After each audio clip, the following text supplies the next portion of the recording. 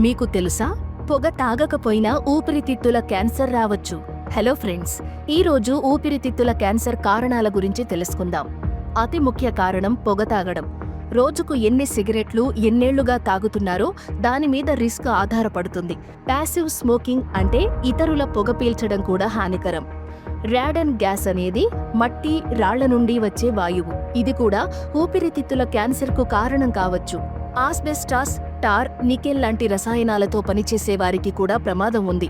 కుటుంబంలో క్యాన్సర్ చరిత్ర ఉంటే మీకు కూడా రిస్క్ ఉంటుంది. ఇప్పటికే ఊపిరితిత్తుల వ్యాధులు ఉన్నవారికి మరియు 65 ఏళ్లు దాటిన వయసు వారికి ఈ ప్రమాదం ఎక్కువగా ఉంటుంది. కొన్ని కారణాలను మనం కంట్రోల్ చేయవచ్చు. పొగ తాగటం మానేయడం, రసాయనాల నుండి దూరంగా ఉండడం చేయవచ్చు.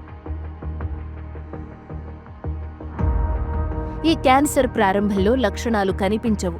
కణితి పెరిగే కొద్దీ లక్షణాలు వస్తాయి. ప్రధాన లక్షణాలలో నిరంతర దగ్గు అందరిలో కనిపించే ముఖ్య లక్షణం. ఛాతీలో నొప్పి రావడం, ఊపిరి తీసుకోలేకపోవడం సాధారణం. పిల్లి కూతలు రావడం, కఫంలో రక్తం రావడం, గొంతు బొంగురుపోవడం కూడా లక్షణాలు. తరచుగా న్యూమోనియా, బ్రాంకైటిస్ లాంటివి రావడం కూడా ఒక లక్షణం. సాధారణ లక్షణాలలో అలసట, నీరసం, ఆకలి లేకపోవడం, బరువు తగ్గిపోవడం ఉంటాయి.